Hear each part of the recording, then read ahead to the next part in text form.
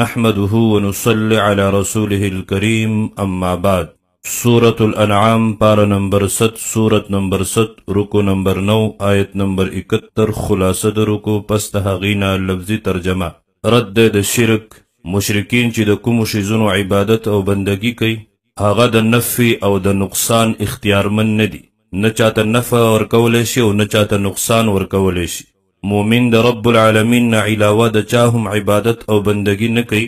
نه چاته اوازونه کوي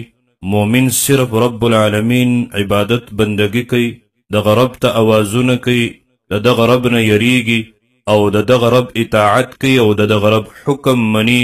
د منځونو اهتمام کوي د شرک د تردید دپاره نقلی دلائل بیانیږي په واقعه د حضرت ابراهیم علیه السلام سره ابراهیم علیه السلام ته جد الانبیاء هم ویل کیږي د هغه خپل پلار او قوم ته د حق دعوت او د شرک نه د بیزاری او براءت اعلان حضرت ابراهیم علیه السلام ایمان او توحید ته د دعوت ورکولو تذکیره د حضرت ابراهیم علیه السلام د عقیدې بیان حضرت ابراهیم علیه السلام چرته هم د ستورو او د سپوږمۍ او د نور عبادت نه دی کړی بلکې دغه ستوري دغه سپوږمۍ او دغه نور دا عقلی دلایل دي په توحید او په وجود او په قدرت د رب العالمین باندې په دغه ستورو سپوږمۍ او نور کې د دغه مخلوق دپاره بېشماره فایدې دي او کله کله رب العالمین مخلوق ته ښکاره کوي چې دغه نور او سپوږمۍ هم د رب العالمین د حکم محتاج دي کله دغه نور تور شي کله سپوږمۍ تور شي او بیا په دغه حالات کې رسول الله صلی الله علیه وسلم طریقه سوه الله طرف ته رجوع کولو اعوذ بالله من الشیطان الرجیم بسم الله الرحمن الرحیم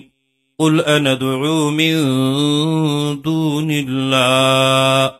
کله چې په ابتدا د اسلام کې څه کسان داسې و چې ایمان کې نو داخل شوي هغوی به مومنانو ته دعوت ورکاو چې تاسو خپل دغه دین اسلام پرېږدئ راشئ خپل زاړه دین ته د هغوی دپاره جواب قل ته ورته ووایه ای حبیب صلی الله علیه وسلم ان ندعو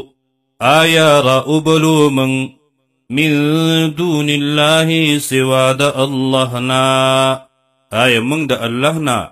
علاوه د بل چا عبادت او بندگی شروع بل چاته حاجت روا او مشکل گوشه اوایو ما هغه چا لرا لا ينفعنا چې پیدا نشي راکولی موږ ته که چرې موږ تی فایده غواړو موږ عبادت او بندگی شروع کو ولا يضرنا او ضرر نشي راکولی موږ ته نه موږ ته هغه کوم نقصان راکولی شي که موږ د هغوی عبادت او بندگی نه کو او که چرته بالفرض من دغه خپل عقیده او ایمان پریږدو نو مخو به مرتد شو او بیا د مرتد دپاره کوم عذاب دی هغې نه ځان خبر کړي ونرد او واپس بکړی شو من علی اعقابنا په پوندو خپلو دا خو مرتد کیدل دي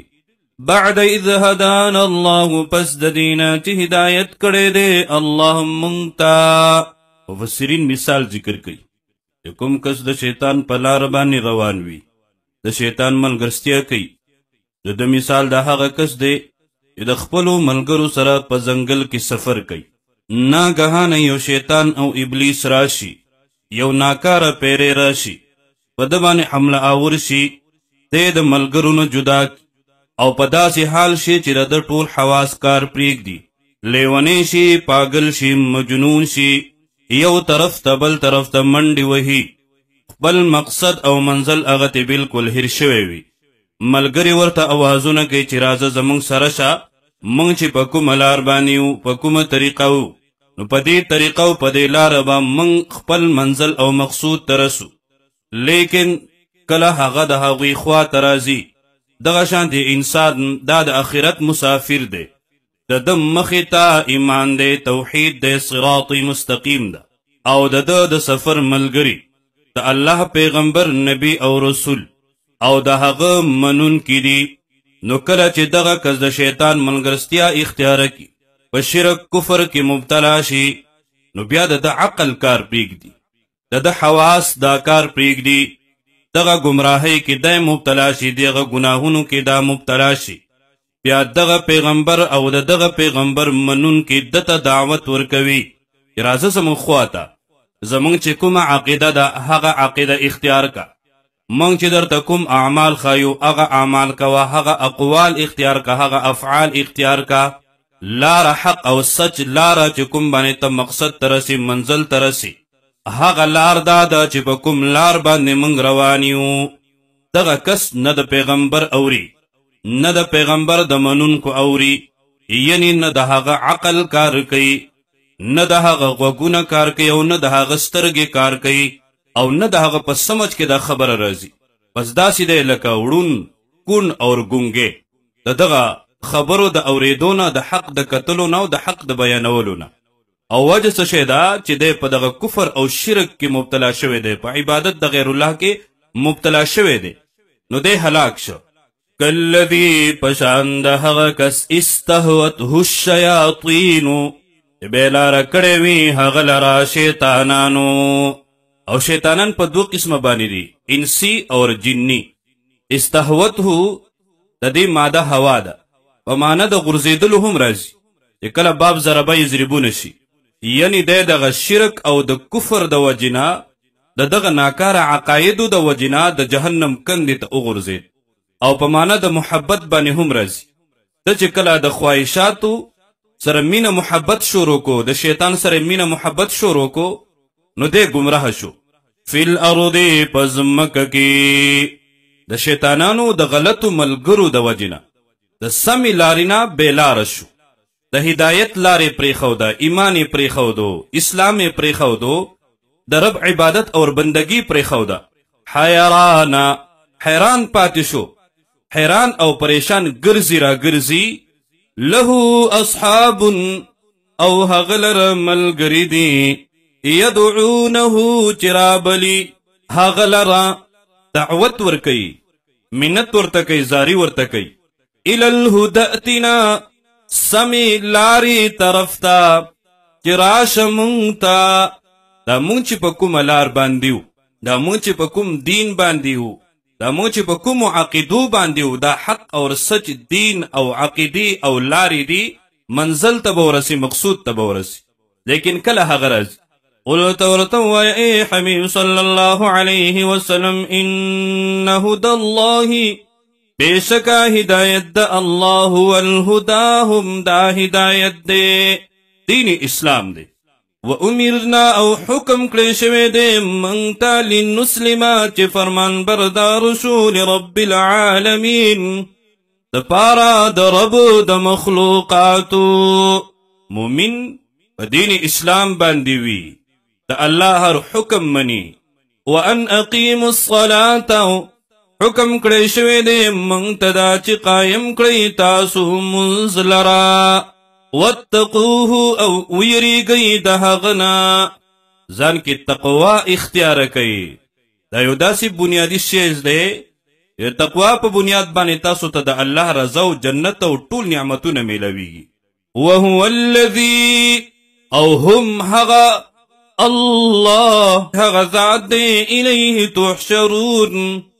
خاص دا هغه طرف ته به تاسو جمع کړی شئ. عقلی دلائل بیانیږي، کوم یو سړی کې عقل وي او دا دلائل باندې هغه سوچ او فکر وکړي، نو الله به ورته ایمان نصیب کړي. وهو الذي خاص الله هغه ذات دی خلق السماوات چې پیدا کړي دي اسمانونه، والارض او ځمکه، بالحق په حق سره، د پاره د اظهار د حق او باطل، چې تاسو حق او باطل وپېژنئ. لکه یو سړی اوس د بت عبادت او بندگی کوي، او بل سړی د الله عبادت او بندگی کوي، او دریم کس سوچو کې هغه په دې باندې پوهیږي چې دا کوم د عبادت د بت کوي دا په ناحق باندې دی، د څه کړي دي، نو دغه پیدا کولو والا هغه الله دی، او اختیار هم د ځمکې او اسمانونو د الله سره دی، او ورځ د قیامت هم پیدا کړې ده، او یا وبوي په ورځ د قیامت باندې. ویوم او هغه ورځ یقولو چې وبوي هغه کن شا فیکون،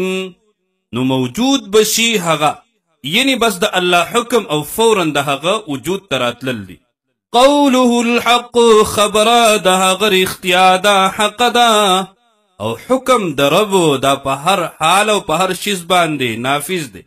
وله الملک او خاص د هغه الله د پاره بادشاهي ده، حکومت دی.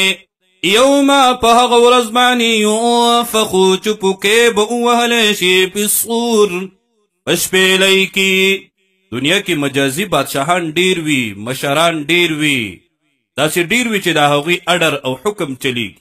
د قیامت په ورځ به مجازي بادشاهان هم نه وي، د چا حکم اډر به نه چلیږي. عالم الغیب ښه پوهه دی په هر غیب، والشهادتي او په ښکاره،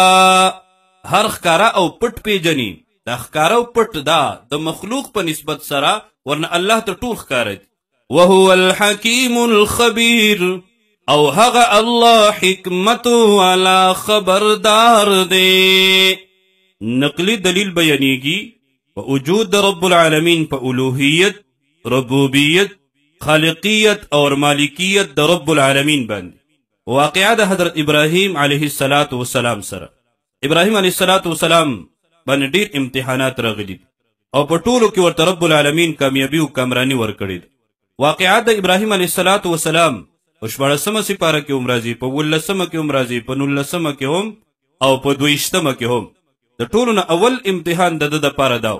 چې په کوم کورنۍ کې دا پیدا شو. د ده خاندان، د ده کورنۍ، د ده قوم، قبیله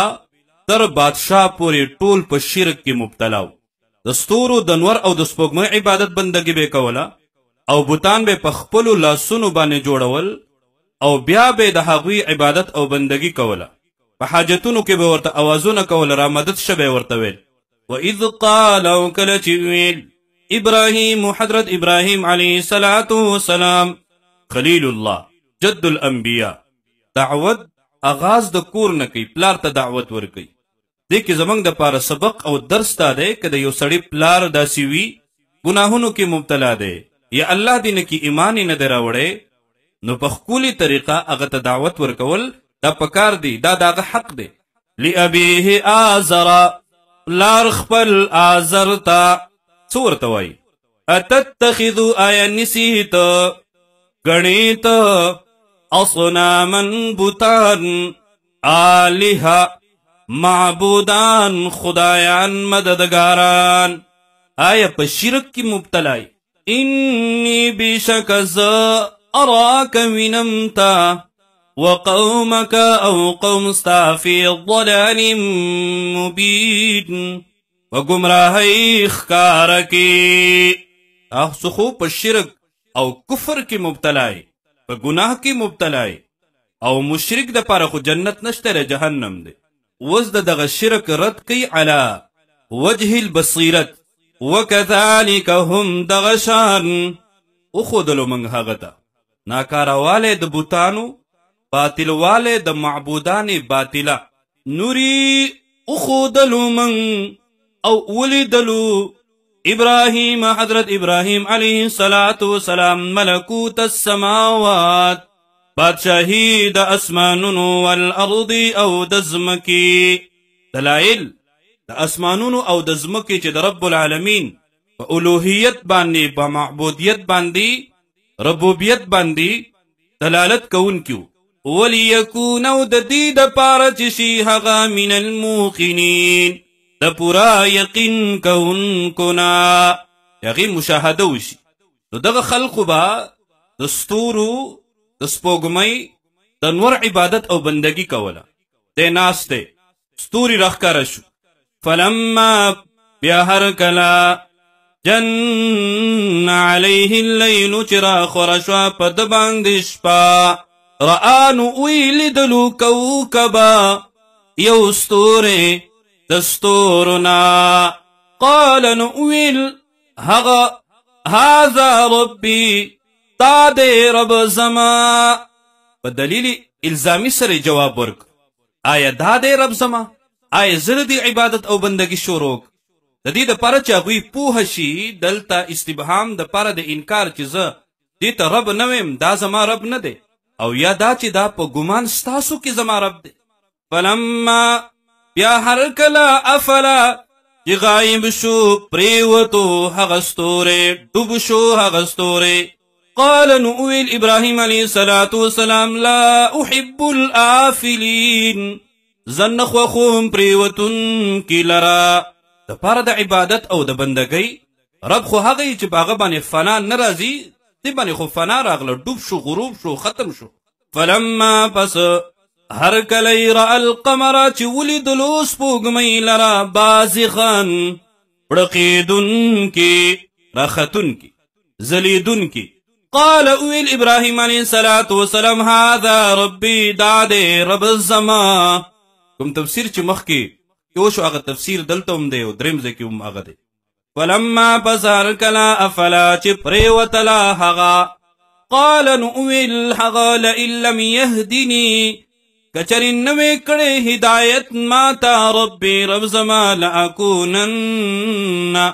نو خامخا شوی بویزا من القوم الضالین د هغه خلقنا چې هغه ګمراهان دي د قوم ګمراهانونه اهل سنت والجماعت عقیده دا ده چې څومره انبیا دي د نبوت نه مخکې هم او د نبوت نه وروسته هم معصوم عن الخطا دي د ټولو ګناهونو نه پاک ابراهیم علیه السلام د ابتدا نه موحد فلما بیا هر کله را الشمس چې ویلیدلو هغه نور لرا بازغتن رقیدن کې قال نؤویل هغه هذا ربي دا دې رب زما هذا اکبر دا دې لوی د ټولو نه د ستورو سپوږمۍ نه فلما بیا هر کله افلت چې پریوتلو هغه غروب شو قال اویل هغه یا قوم ای قوم زما انی یقینا زه بشکه بریء مما بیزاریم جدایم د هغه څه نه تشرکون چې تاسو یې شریک کوئ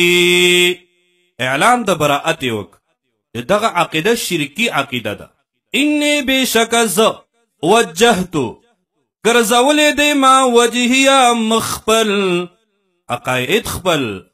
اقوال خپل افعال خپل